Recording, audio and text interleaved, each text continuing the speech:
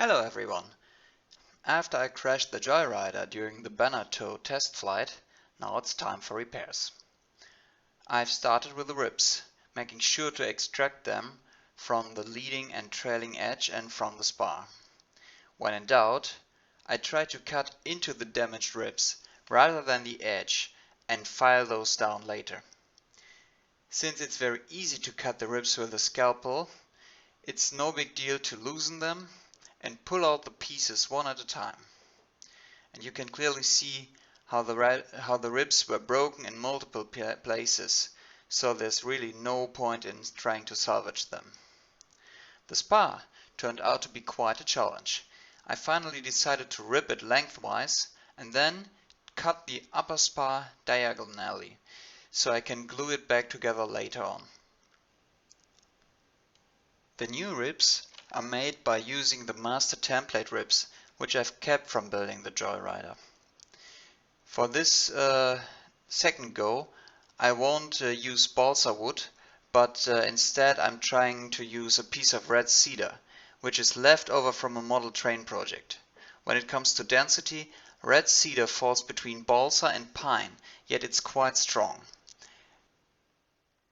Red cedar is quite expensive to purchase, but as you can see, it's really easy to use. My Japanese pulling saw really cuts nicely through the length, and then I can cut diagonally, so I'm getting the rough shape very quickly.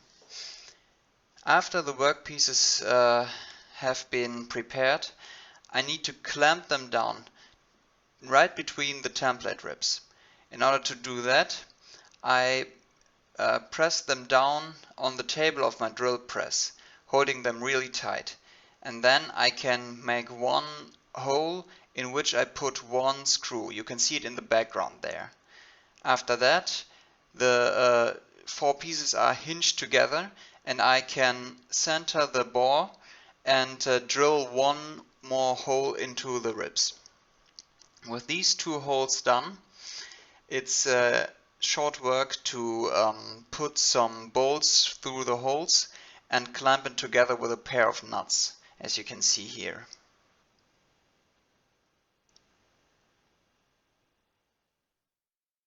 When the package is ready, we can start to saw down the rough shape, or even use a craft knife, because the red cedar is really easy to cut. Only important thing is that you keep your fingers out of the way, and you can see how I do this in this case. First off, I'm starting with shallow cuts, where my thumb is well below the cutting plane.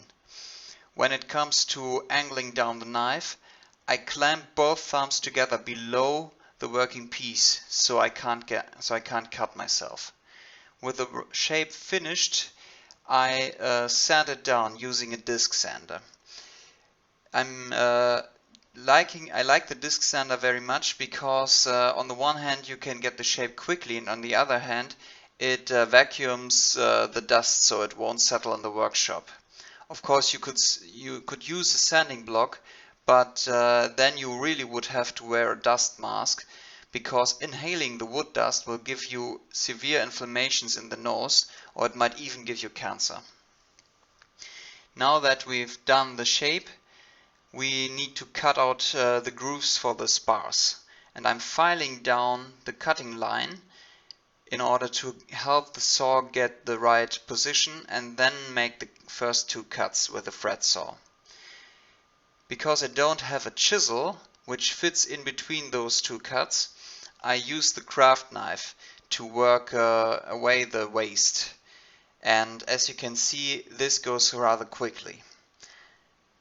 When I can't find a place to go into the corners anymore, I'm switching over to the scalpel. And with that, it's really easy to remove the last bits of waste. And to finish it up, I'm using a file. This whole process only took me about half an hour to prepare the two ribs completely. So you can see it's not a very big deal to build your own spare parts. After the top groove is done, the bottom groove is up next. and that the whole process then gets finished by cutting out the groove for the leading edge. For this I'm also using the fret saw, then remove waste with the craft knife, and finally clean it up with a file. Here I'm skipping through the process because there isn't really so much to it. The only thing I would really like to point out is always use a dust mask when you file down or saw bits of pieces like that, because you can see how much dust is produced there, and I know those are not fun to wear, but it's even less fun to have inflammations or even worse. And there you have it, a perfect pair of brand new ribs ready to go into the right lower wing.